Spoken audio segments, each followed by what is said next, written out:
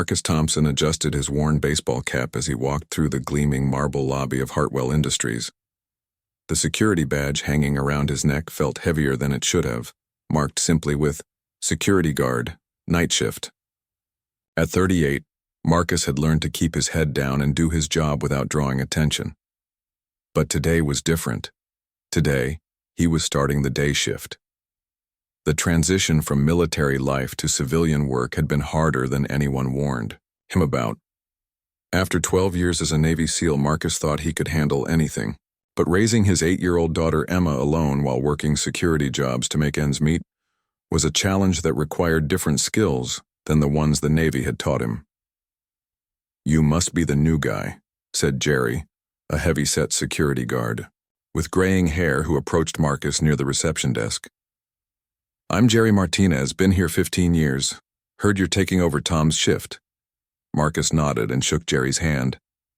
"Marcus Thompson. Looking forward to working here." Jerry looked him up and down, taking in Marcus's simple uniform and quiet demeanor. "Well, let me show you around. This place isn't like other buildings. We've got some high-profile clients here, including the CEO herself. Sarah Hartwell runs this company, and she's particular about security." As they walked through the corridors, Jerry explained the daily routines. The building housed the headquarters of Hartwell Industries, a tech company that had grown from a small startup to a major player in cybersecurity. The top floors were executive offices, while the lower levels contained research and development labs. "The CEO usually arrives around 8:30, Jerry continued. "She's young, maybe early 30s, inherited the company from her father. Some people think she's too soft for the business world, but she's proven them wrong. Still, we keep an eye out. You never know who might want to cause trouble." Marcus listened carefully, mentally mapping the building's layout and noting potential security concerns. Old habits from his military training kicked in automatically, even though this was supposed to be a simple job watching monitors and checking IDs. At exactly 8:25, Marcus noticed increased activity near the main entrance. Several employees straightened up and Jerry glanced at his watch. "Right on time, that's her now." Through the glass doors, Marcus saw a woman in a Navy business suit walking briskly toward the entrance. She was tall with shoulder-length auburn hair, carrying herself with confidence despite appearing young for someone running a major corporation.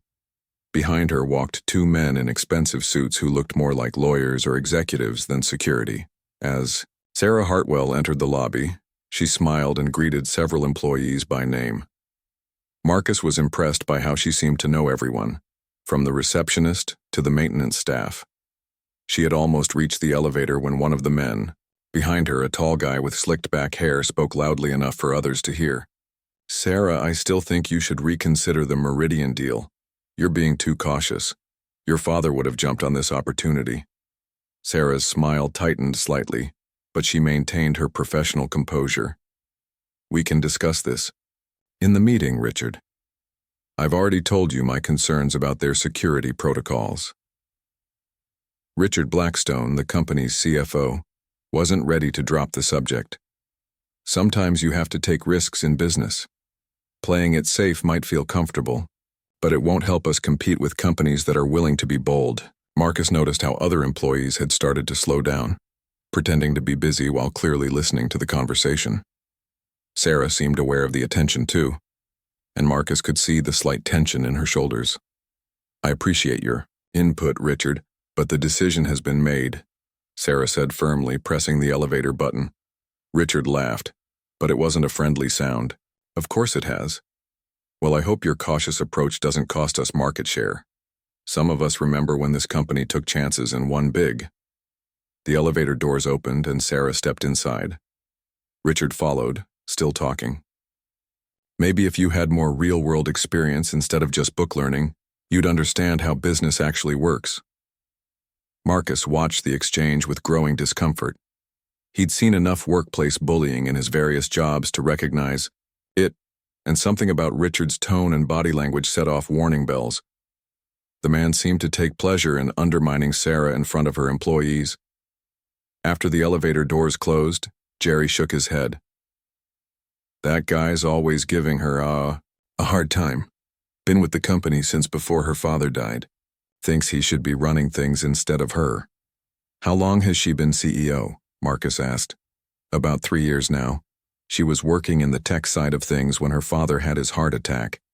Stepped up when she had to, but some of the old-timers like Richard never accepted her authority. They think she's too young, too inexperienced, too soft. Marcus thought about his daughter Emma, who was already showing signs of being strong-willed like her mother had been. The idea of men trying to intimidate and undermine a woman just because of her age and gender bothered him more than he expected. What's your take on her? Marcus asked. Jerry shrugged. She's fair, pays well, remembers people's names. The company's been growing since she took over, and she actually listens when workers have concerns. But she's got to deal with guys like Richard constantly questioning her decisions. Can't be easy. The rest of the morning passed quietly. Marcus learned the building's security systems, memorized employee faces, and began to understand the rhythms of the workplace.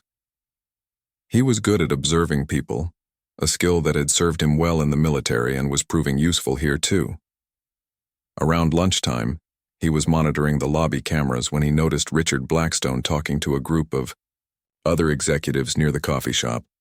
Their conversation seemed heated, and Marcus could see Richard gesturing emphatically. While he couldn't hear what was being said, the body language suggested Richard was trying to convince the others of something. Marcus made a mental note to pay attention to workplace dynamics. This job was supposed to be simple, but he was beginning to realize that office politics could be just as complex and potentially dangerous as any mission he'd faced in the military. The difference was that here, the weapons were words and influence rather than bullets and bombs. As his first day continued, Marcus found himself thinking about his daughter Emma, who would be getting out of school soon.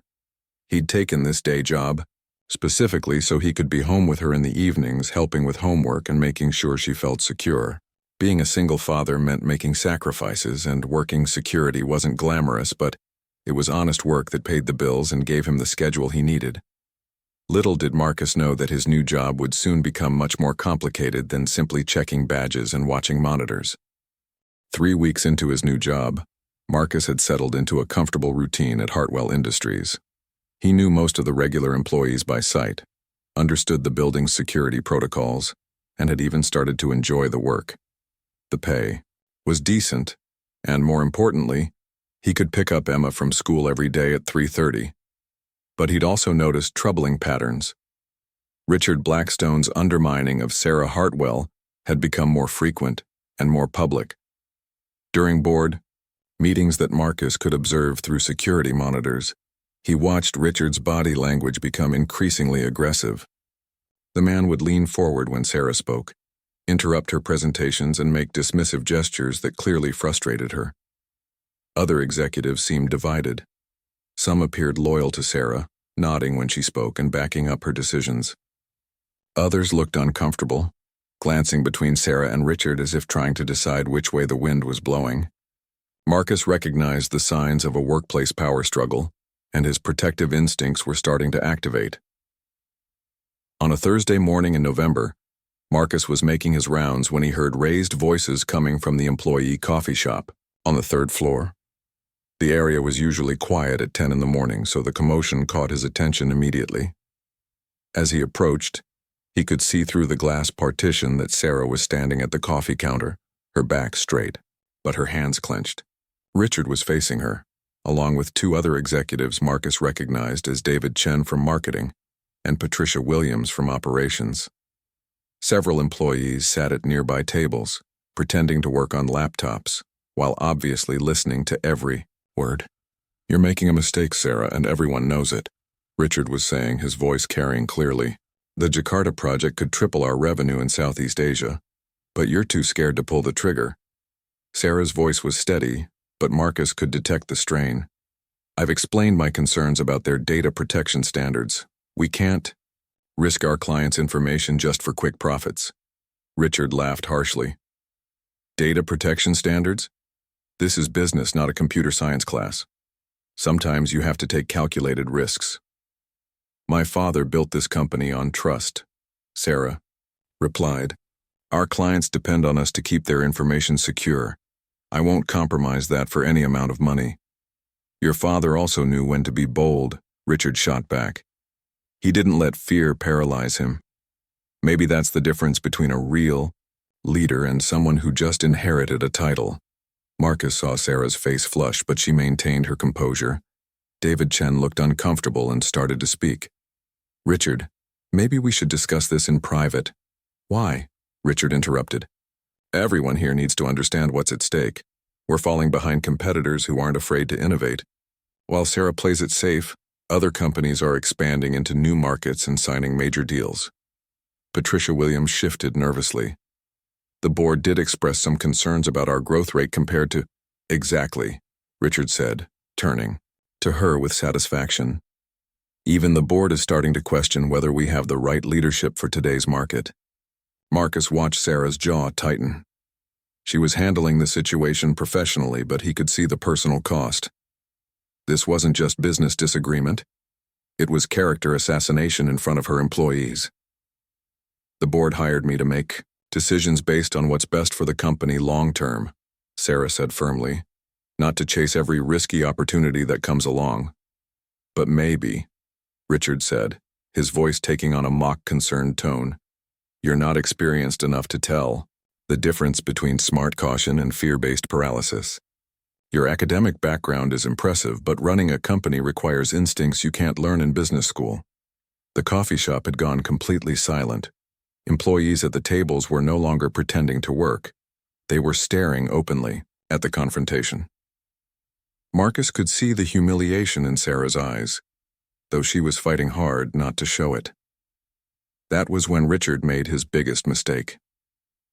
He stepped closer to Sarah, close enough that she had to tilt her head back slightly to maintain eye contact.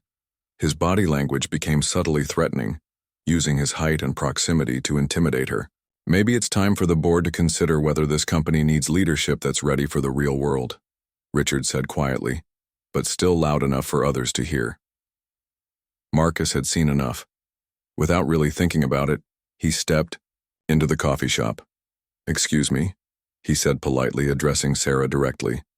"Ms. Hartwell, there's a security matter that needs your immediate attention." Sarah looked surprised but relieved. "Of course. What is it?" Marcus maintained a professional expression. "There's been an issue with the access logs for the research floor. I need your authorization to run a full system check." It was complete fiction, but it sounded official enough to provide Sarah with a graceful exit from the situation.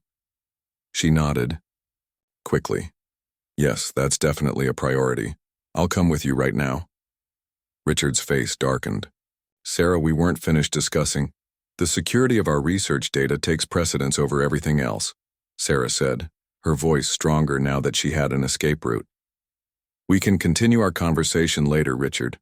Marcus stepped aside to let Sarah pass, then followed her out of the coffee shop.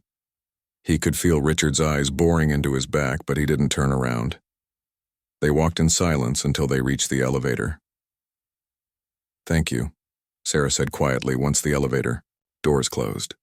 That was getting uncomfortable. "No problem," Marcus replied. "Though I should mention there's nothing actually wrong with the research floor access logs." Sarah smiled for the first time all morning. "I figured, but I appreciate the creative intervention. I'm Sarah Hartwell, by the way. I don't think we've been formally introduced. Marcus Thompson. I started a few weeks ago on the day shift." "Well, Marcus Thompson, you have excellent timing." She paused, then added, "And thank you for treating me like the CEO instead of a victim who needed rescuing. That was well handled." Marcus nodded. "You were handling it fine on your own. Sometimes people just need a moment to regroup." The elevator reached the executive floor and Sarah stepped out. "I hope Richard's attitude doesn't make your job more difficult," she said. "He can be challenging when he doesn't get his way." After Sarah left, Marcus thought about what he'd witnessed. The interaction in the coffee shop had crossed lines that went beyond normal workplace disagreement. Richard wasn't just questioning Sarah's decisions. He was systematically trying to undermine her authority and humiliate her in front of her employees. Marcus had learned to recognize bullies during his military service. The tactics were always similar: public humiliation, intimidation through physical presence, questioning competence rather than specific decisions and trying to turn others against the target. Richard Blackstone was using all of these strategies. When Marcus returned to the security office, Jerry looked up from his monitors. "Everything okay? I saw you heading up to the coffee shop." "Just some workplace drama," Marcus said. "Nothing serious." But Jerry's expression suggested he knew more than he was letting on. "Word of advice," he said quietly. "Richard Blackstone has a lot of influence in this company. He's been building alliances ever since Sarah became CEO. If you're smart, you'll stay out of his way." Marcus considered this. Jerry wasn't wrong about the politics, but there was something Jerry didn't understand. Marcus had spent years in situations where staying out of the way wasn't an option. When he saw someone being targeted unfairly, his instincts kicked in automatically. That evening, as he helped Emma with her homework, Marcus found himself thinking about leadership and courage. His daughter was working on a social studies project about heroes, and she asked him what made someone brave. "Being brave isn't about not feeling scared," he told her. "It's about doing the right thing even when it's difficult or dangerous." Emma looked up from her notebook. "Like when you were in the Navy?" Marcus smiled. "Sometimes. But it doesn't have to be in the military. Sometimes being brave just means standing up for someone who needs help, even if other people think you should. Mind your own business." He didn't mention what had happened at work, but the lesson applied. Marcus was beginning to realize that his new job might require more than just watching monitors and checking badges. Whether he wanted it or not, he was getting pulled into a situation that would test exactly how far he was willing to go to do what he thought was right. The harassment escalated after the coffee shop incident. Marcus noticed Richard's behavior towards Sarah becoming more systematic and cruel. It started with small things that might seem insignificant to an outside observer, but Marcus's military training had taught him to recognize patterns of psychological warfare. Richard began scheduling important meetings when he knew Sarah had other commitments, then complaining loudly about her absence. He would interrupt her during conference calls, speaking over her to redirect conversations toward his own agenda. Most troubling of all, he started making subtle comments about her personal life and appearance that walked the line of professional propriety while clearly being designed to make her uncomfortable. Marcus watched it all through security cameras and overheard conversations during his rounds. He saw how other executives responded to Richard's behavior with uncomfortable silence, neither supporting Sarah nor challenging Richard directly. The workplace was becoming toxic, and Sarah was bearing the brunt of it alone. The situation reached a breaking point on a Friday evening in December. Marcus was finishing his shift when he noticed lights still on in the executive conference room. Through the security monitors, he could see Sarah sitting alone at the large table, surrounded by stacks of papers and looking exhausted. It was almost 8 o'clock, well past normal business hours. Marcus was debating whether to check on her when Richard Blackstone entered the conference room. Even through the black and white security feed, Marcus could see the tension in Sarah's body language as Richard closed the door behind him. Marcus immediately switched to a closer camera angle and turned up the audio feed. What he heard made his blood run cold. "Working late again, Sarah?" Richard's voice carried a mock-concerned tone. "You know, people are starting to talk about your work-life balance. Some board members are wondering if the stress of leadership is too much for you." Sarah didn't look up from her papers. "I'm preparing for Monday's presentation to the investors. The same presentation you said was critical for our Q1 projections." "Oh, it is critical," Richard agreed, moving around the table to stand closer to her, "which is why I'm concerned about you handling it alone. Maybe I should take the lead on this one. You look tired." "I'm fine, Richard." "Are you sure?" Richard's voice dropped to what probably seemed like a caring whisper, but Marcus could hear the underlying menace. "Because lately you seem overwhelmed. The Jakarta deal, the quarterly reviews, the staff restructuring. Maybe it's time to admit that you need help." Sarah finally looked up, and Marcus could see the strain in her face. "What exactly are you suggesting?" Richard smiled, but it wasn't friendly. "I'm suggesting that maybe the board was right to have concerns about your leadership capacity. You're young, Sarah.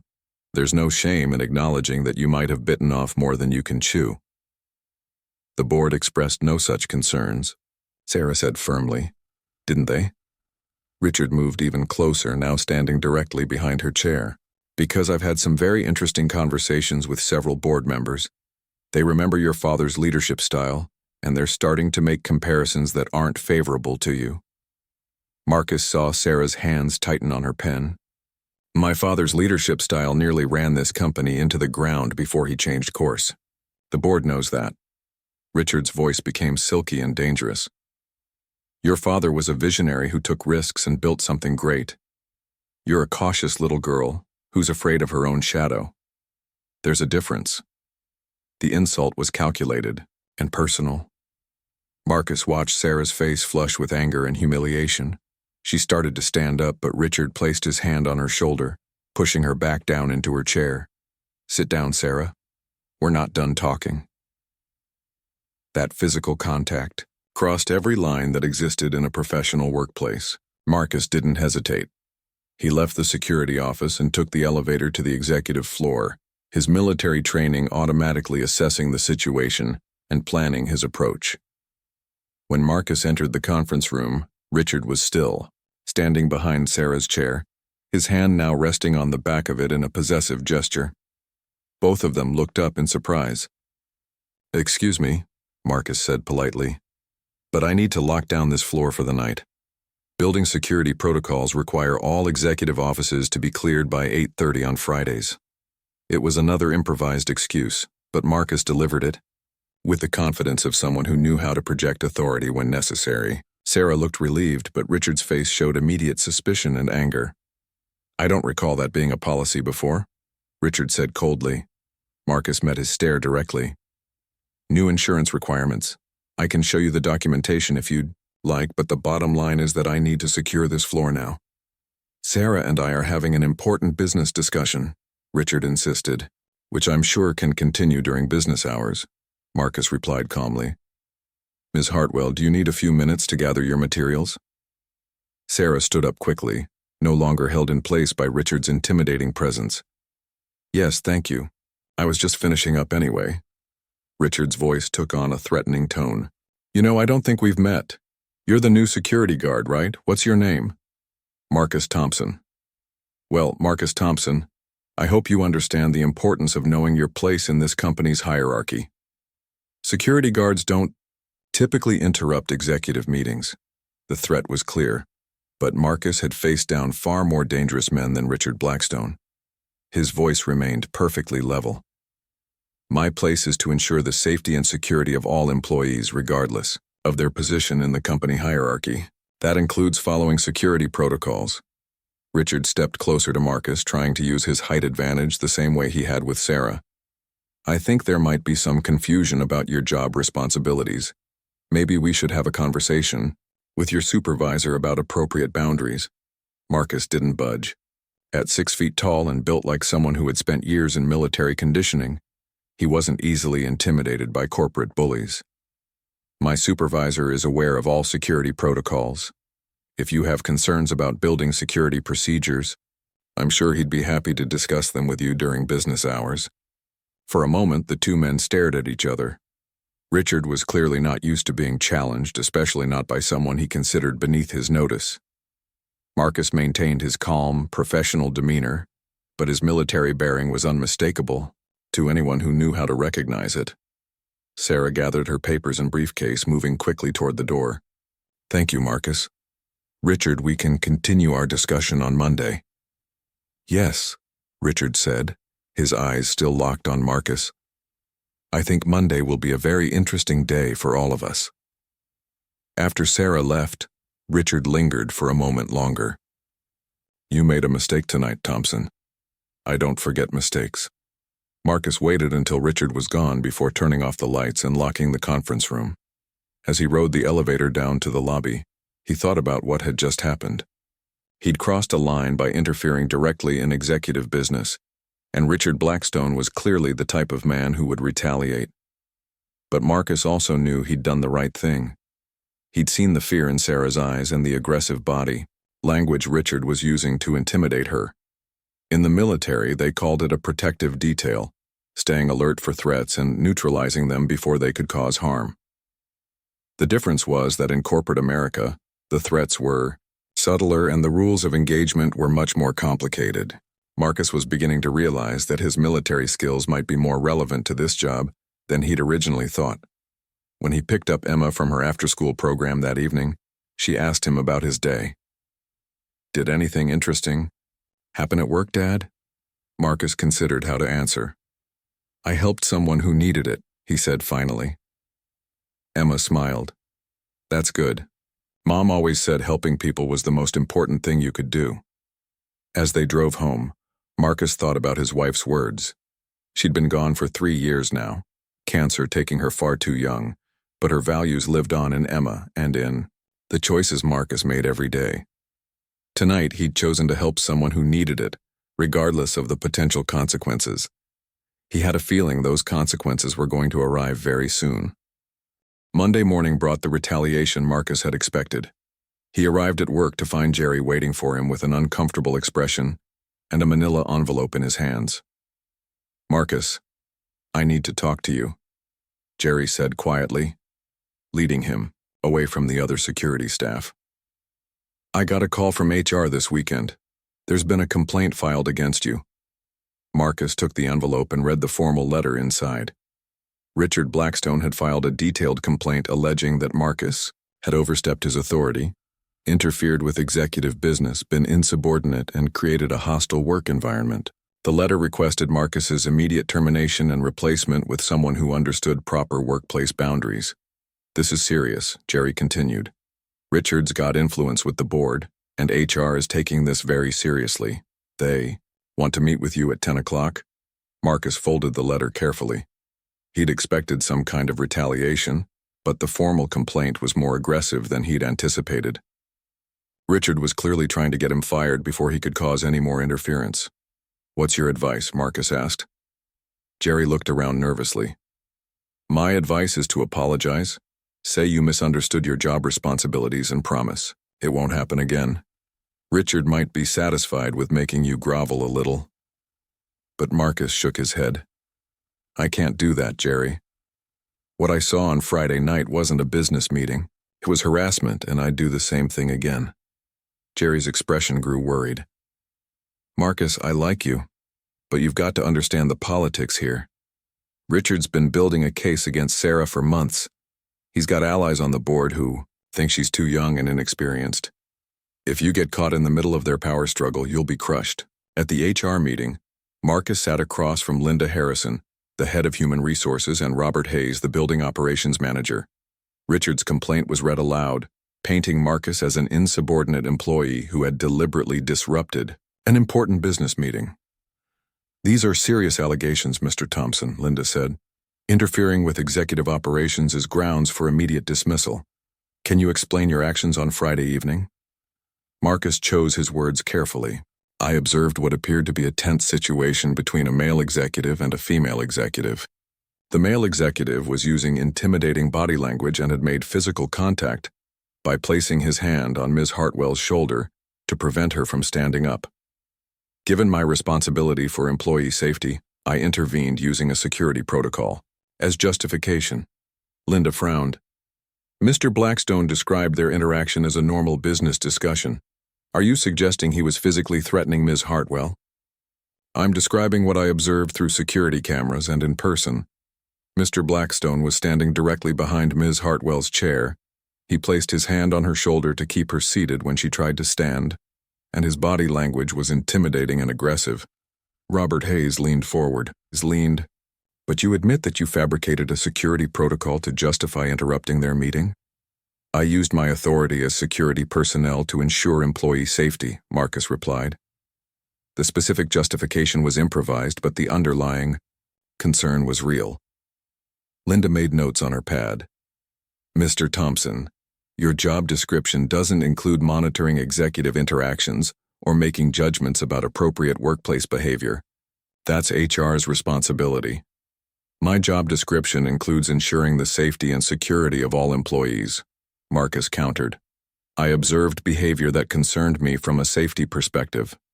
The meeting continued for another 30 minutes, with Linda and Robert asking detailed questions about Marcus's interpretation of events. Finally, Linda closed her folder. "Mr. Thompson, we'll need to review this matter with senior management. You're suspended pending our investigation. Please, turn in your badge and access cards to Jerry before you leave today." Marcus had expected this outcome, but it still stung. As he cleaned out his small locker and said goodbye to Jerry, he wondered if he'd made the right choice. He needed this job to support Emma, and now he was unemployed because he'd decided to interfere in office politics. That afternoon, as Marcus was picking Emma up from school, his phone rang. The caller ID showed Sarah Hartwell's name. "Marcus, I heard about your suspension," Sarah said when he answered. "I'm so sorry, this is my fault." "It's not your fault," Marcus replied. "I made a choice, and I knew there might be consequences. Can we meet somewhere to talk? I'd like to explain what's been happening and discuss how I might be able to help." They agreed to meet at a coffee shop near Emma's school. Sarah arrived looking tired and stressed, but determined. She'd changed from her usual business attire into jeans and a sweater, making her look younger and more vulnerable. "First, I want you to know that I've filed my own report with HR about Richard's behavior," Sarah began. "What happened on Friday wasn't the first time he's crossed lines with me." Marcus listened as Sarah described months of increasingly aggressive behavior. Richard had been systematically undermining her authority, making inappropriate comments about her appearance and personal life, and using his physical presence to intimidate her during private conversations. "I've been documenting everything," Sarah continued, "but I was afraid that complaining would make me look weak or unable to handle the job. Richard's been very careful to make sure his worst behavior happens when there are no witnesses." "Except for Friday night," Marcus said.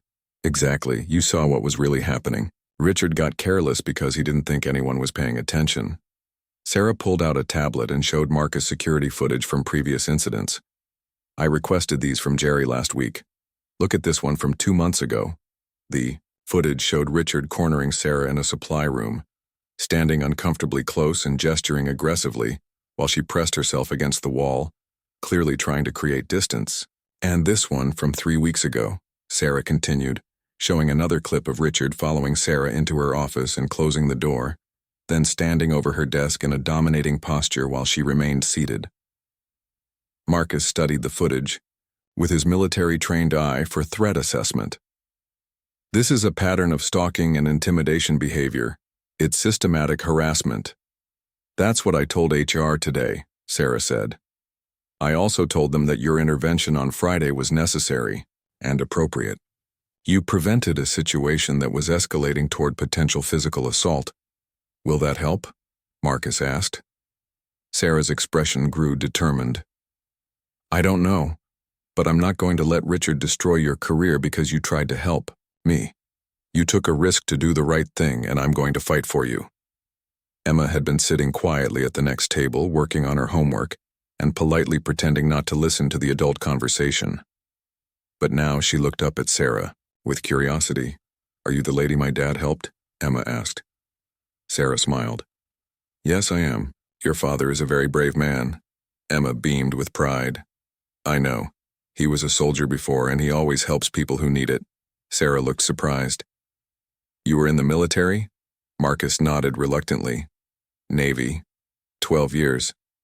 What did you do in the Navy?" Marcus hesitated. He'd learned that most people reacted strangely when they learned about his military background, either treating him like a hero or like someone dangerous. "Special operations," he said simply. Sarah's eyes widened slightly, but her expression remained respectful rather than shocked. "That explains a lot about how you handled Friday night. You recognized the threat assessment and responded appropriately." As they prepared to leave, Sarah touched Marcus's arm gently. "I want you to know that I'm going to do everything in my power to get your job back. Richard thinks he can intimidate both of us, but he's wrong. He picked the wrong people to mess with." Marcus appreciated her determination, but he was worried about the battle they were facing. Richard had institutional power, board connections, and years of political maneuvering on his side. Marcus was just a security guard, and Sarah was a young CEO fighting for her own survival. What neither of them realized was that Marcus's military background was about to become much more relevant than anyone could have imagined. The skills that had made him an elite soldier were about to be tested in a corporate battlefield, and the stakes were higher than just one man's job. Richard Blackstone was about to learn that some people couldn't be intimidated, no matter how much power they thought they had, and the employees of Hartwell Industries were about to discover that their quiet, unassuming security guard had a past that would change everything they thought they knew about courage, leadership, and what it really meant to protect people who couldn't protect themselves. The investigation took a dramatic turn when Sarah received an unexpected phone call on Tuesday evening. The caller was Detective Maria Santos from the local police department. "Ms. Hartwell, I'm calling about Marcus Thompson. We understand he's been suspended from his position at your company following a complaint filed by Richard Blackstone." Sarah was surprised by the official call. "Yes, that's correct. May I ask why the police are interested in an employment matter?" "We've been investigating Mr. Blackstone for several weeks now, following complaints from other companies where he previously worked. When we ran a background check on people in his current workplace, we discovered something interesting about Mr. Thompson that we think you should know." Detective Santos asked to meet in person, and Sarah agreed to meet her at the coffee shop, where she'd spoken with Marcus the day before. What Detective Santos told her was shocking. "Marcus Thompson isn't just a former Navy serviceman," the detective explained. "He was a Navy SEAL for 12 years, with multiple tours in Afghanistan and Iraq. He was decorated for valor 3 times, including once for single-handedly rescuing an entire unit that was pinned down by enemy fire." Sarah stared at the detective in amazement. "He never mentioned any of that. I knew he'd been in special operations, but he was very modest about it. That's typical for SEALs," Detective Santos continued. "They're trained not to talk about their service. But here's what's really interesting. After he left the Navy, Marcus worked private security for 2 years before his wife became ill. One of his assignments was protecting corporate executives who were receiving death threats." The detective showed Sarah a photograph of Marcus in military dress uniform, his chest decorated with ribbons and medals. He looked younger and more serious, but unmistakably the same quiet man who had worked security at her building. "Why are you telling me this?" Sarah asked. "Because we think Mr. Thompson's intervention last Friday wasn't random. His military training would have taught him to recognize predatory behavior and respond to protect potential victims. When we learned that he'd been suspended for trying to help you, we felt you should understand exactly who had risked his job, for your safety." Detective Santos leaned forward. "Ms. Hartwell, we have reason to believe that Richard Blackstone has been engaging in systematic harassment of female executives for years. We've identified at least 4 other women at previous companies who filed complaints against him, though none of the complaints resulted in serious consequences for him." Sarah felt a chill run down her spine. "Are you saying I'm not the first?" "You're definitely not the first, but you might be the first with a witness who has the training and courage to intervene effectively." The detective paused. "We'd like your permission to interview Mr. Thompson about what he observed. His testimony could be crucial in building a case." That evening, Sarah called Marcus and asked him to meet her at a quiet restaurant. She needed to discuss the detective's visit, but she also wanted to understand why he'd never mentioned his military background. Marcus arrived looking tired but alert. The stress of unemployment was clearly weighing on him, especially with a daughter to support. Sarah felt guilty knowing that his troubles were entirely because he'd tried to help her. "I spoke with Detective Santos today," Sarah began carefully. Marcus's expression became guarded. "What did she tell you?" "She told me about your military service, about the SEALs, the decorations, the rescue missions." Sarah studied his face. "Why didn't you ever mention any of that?" Marcus was quiet for a long moment. "Because most people either treat you like a hero or like you're dangerous when they find out. I wanted to be judged by how I did the job, not by what I used to do." "You saved lives in combat," Sarah said. "That's nothing to hide from."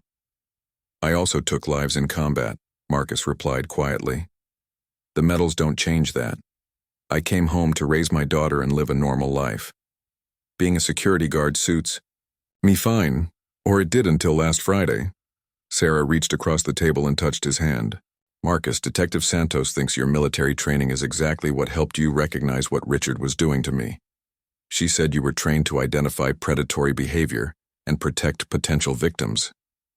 Any decent person would have done the same thing, Marcus said. No, they wouldn't have, Sarah insisted. Do you know how many people have watched Richard treat me badly over the past few months? Dozens of employees, other executives, board members. They all just stood there and let it happen because they didn't want to get involved or they were afraid of him. Marcus considered this. Fear makes people do nothing even when they know something's wrong. But not you, Sarah said. Even though you knew it could cost you your job, even though you knew Richard had more power than you did, you still stepped in. That's not just decency, that's courage. Their conversation was interrupted when Sarah's phone buzzed with a text message. She looked at it and frowned. It's from Jerry. He says there's been an incident at the building and asks if I can come in immediately. Marcus stood up. I'll drive you. You don't have to do that. You don't even work there anymore. Sarah, if Jerry's calling you to come, in after hours about an incident, something serious has happened. I'm not letting you go alone. When they arrived at Hartwell Industries, police cars were parked outside and the lobby was full of activity. Jerry met them at the entrance, looking shaken. What happened? Sarah asked. Richard Blackstone was arrested about an hour ago, Jerry said. Detective Santos showed up with a warrant to search his office. They found some things that... He paused, glancing around nervously. They found evidence that he'd been stalking you, Sarah. Photographs taken without your knowledge, copies of your personal emails, even recordings of private conversations. Sarah felt sick. Recordings? Hidden devices in the conference room and in your office, Jerry confirmed. The detective said it was enough evidence to charge him with stalking, harassment, and invasion of privacy. Detective Santos appeared from the elevator and approached them. Ms. Hartwell, I'm glad you're here. We found extensive documentation of Mr. Blackstone's harassment campaign against you. He's been building files on your personal life, your business, decisions, and your relationships with other employees. But why? Sarah asked. Power and control, the detective explained. Our investigation suggests that Mr. Blackstone has been systematically targeting female executives who he sees as threats to his advancement. He uses intimidation and harassment to undermine their confidence and effectiveness. She turned to Marcus. Mr. Thompson, I'd like to thank you. Your intervention last Friday prevented what our psychologist believes could have escalated to physical assault. Mr. Blackstone's behavior was escalating, and your presence likely prevented a much more serious incident. Jerry shook his head in amazement. Marcus, I had no idea about your background. Detective Santos told me you were a Navy SEAL. Word spread quickly through the building. Employees who had gathered to watch the police activity began looking at Marcus with new respect and curiosity. The quiet security guard who had worked among them for weeks had been hiding an extraordinary past. Linda Harrison from HR approached the group, looking embarrassed. Mr. Thompson, in light of recent developments, the company would like to offer you your position back, along with a formal apology for the way this matter was handled. Marcus looked at Sarah before responding. I appreciate that, but I need to know that things are going to be different. I won't work in an environment where harassment is tolerated or where people are afraid to speak up when they see something wrong. Sarah stepped forward. Marcus, I'd like to offer you a different position. Head of Corporate Security, with authority over all building safety and employee protection protocols. It would come with a significant salary increase and the resources. You need to do the job properly. The offer surprised Marcus. Sarah, you don't need to. Yes, I do, she interrupted. This company needs someone with your skills and integrity protecting our people. What happened with Richard could have been prevented if we'd had better security awareness and someone willing to act when they saw problems. As they talked, other employees began approaching Marcus to thank him and ask about his military service. Word had spread that he was a decorated war hero, and suddenly the quiet security guard was being seen in an entirely different light. But Marcus was uncomfortable with the attention. He'd never wanted to be seen as a hero. He just wanted to do his job and take care of his daughter. The revelation of his military background was changing how people looked at him. and he wasn't sure how he felt about that. Emma would be proud when she learned that people now knew her father was a hero, but Marcus knew that the real test of character wasn't what you did in combat. It was what you did in everyday life when no one was watching, and there was no glory in doing the right thing. That night, as he tucked Emma into bed, she asked, about the phone calls and excitement of the day, "Did you help that lady again, Dad?" "I think so, sweetheart. Sometimes helping people is complicated, but it's always worth doing." Emma smiled. "Mom would be proud of you." Marcus kissed her forehead. "I hope so. I try to make choices she would approve of." As he turned off her light, Marcus reflected on how much his life had changed in just a few days. His military past was no longer a secret. His job situation had completely transformed, and he'd found himself at the center of a situation that had tested everything he believed about courage, integrity, and protecting those who couldn't protect themselves. Tomorrow would bring new challenges, but tonight he was content knowing he'd done the right thing, regardless of the consequences. 6 months later, Marcus Thompson stood in his new office on the executive floor of Hartwell Industries, reviewing security protocols with his team. The office was larger than anything he'd ever imagined having, with windows overlooking the city and a conference table where he met with department heads about safety concerns. As head of corporate security, Marcus had implemented comprehensive changes throughout the company.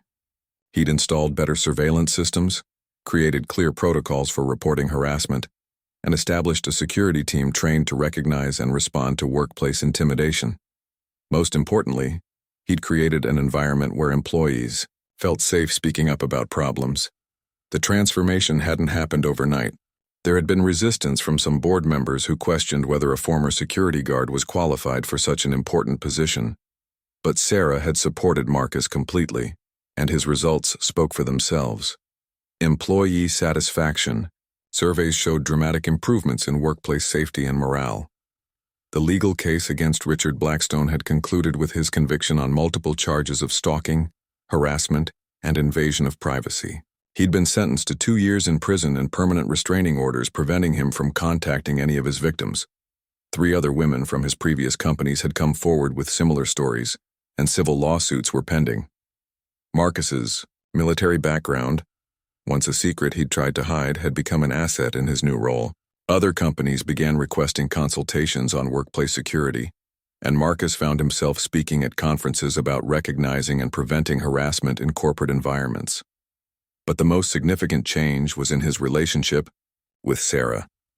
What had started as a professional working relationship had gradually developed into something deeper.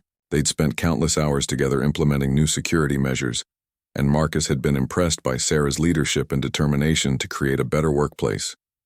Sarah, meanwhile, had found in Marcus someone who understood both strength and vulnerability. He'd seen her at her lowest point and treated her with respect and dignity. His quiet confidence and unwavering integrity were qualities she'd never found in other men she'd dated. The relationship had developed slowly and carefully. Both of them were cautious people who'd been hurt before. Marcus by the loss of his wife, Sarah by a series of relationships with men who'd been intimidated by her success or tried to control her. They took time to build trust and understanding. Emma had been the key to bringing them together. Sarah adored the intelligent, confident little girl, and Emma had quickly accepted Sarah as an important part of their lives. The 3 of them spent weekends together, going to museums, hiking in nearby parks, and enjoying the kind of family activities Marcus had struggled to provide as a single parent. One evening, as they were having dinner at Sarah's house, Emma made an announcement that surprised both adults. "I think you two should get married," Emma said matter-of-factly, cutting her chicken with the seriousness of someone making a business proposal. Marcus nearly choked on his water. "Emma, that's not something you just announce at dinner." "Why not?" Emma asked. "You like each other. You spend all your time together anyway, and Sarah makes you smile more than you have since Mom died." Sarah blushed but smiled. "Emma, relationships are complicated. Your dad and I care about each other very much, but marriage is a big decision. Mom told me before she died that she wanted Dad to be happy again someday," Emma continued, completely unfazed by the adult discomfort she was causing. She said if he found someone good who loved both of us, I should make sure he didn't mess it up by being too scared. Marcus looked at his daughter in amazement. Your mother said that? She made me promise to take care of you and make sure you didn't spend your whole life being sad and lonely. Emma turned to Sarah. And you're definitely good. And you definitely love both of us, so I think Mom would approve. Later that evening, after Emma was asleep, Marcus and Sarah sat on her back porch talking about what Emma had said. She's pretty wise for an 8-year-old, Sarah said. She gets that from her mother, Marcus replied. Lisa always said Emma was an old soul.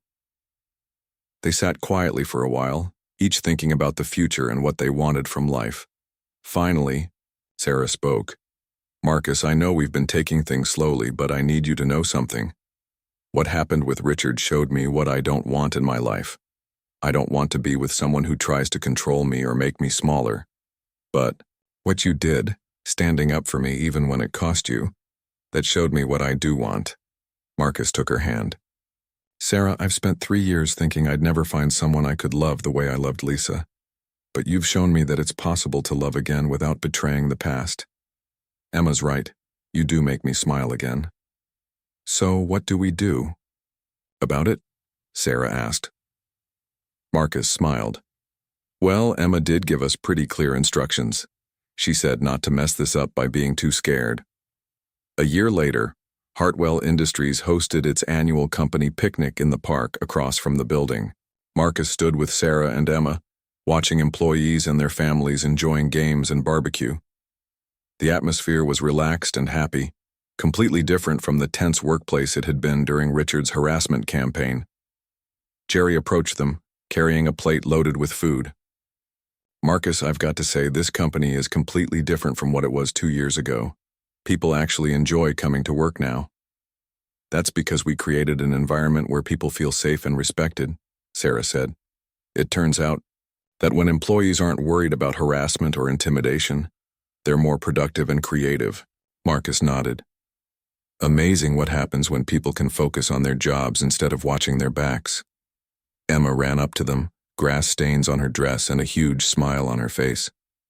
Dad, can we enter the 3-legged race? Sarah said she's never won one before, and I think we can teach her. As they prepared for the race, tying their legs together and practicing their coordination, Marcus reflected on how much his life had changed. 2 years ago, he'd been a struggling single father, working night shifts and trying to make ends meet. Now he had a career he was passionate about, a woman he loved deeply, and a daughter who was thriving in their new family structure. The 3-legged race was chaotic and hilarious. They stumbled, laughed, and fell twice, but they crossed the finish line together.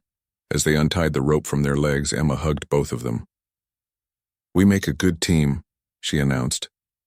Marcus and Sarah looked at each other and smiled. They did make a good team, in work, in life, and in the family they were building together.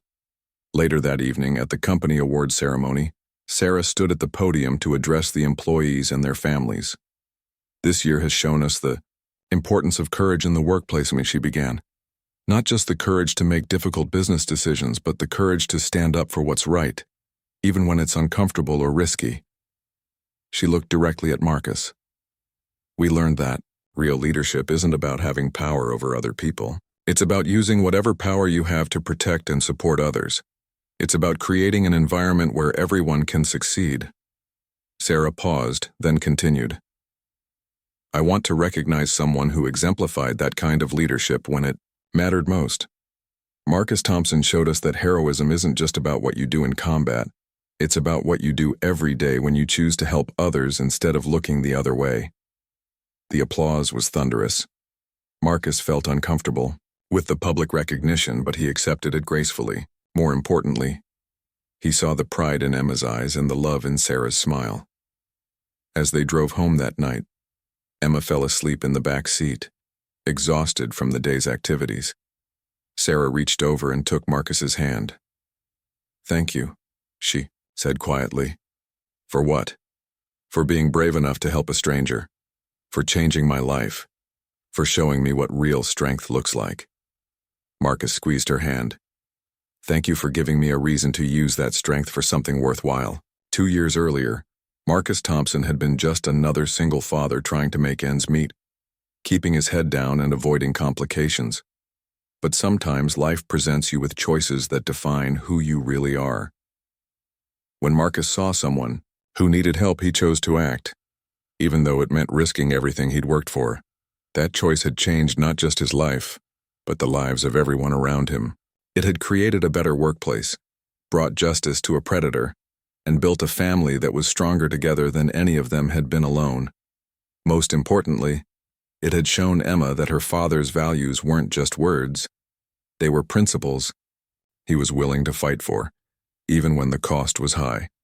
That lesson would stay with her for the rest of her life, passed down from one generation to the next, like the most precious inheritance of all, the knowledge that doing the right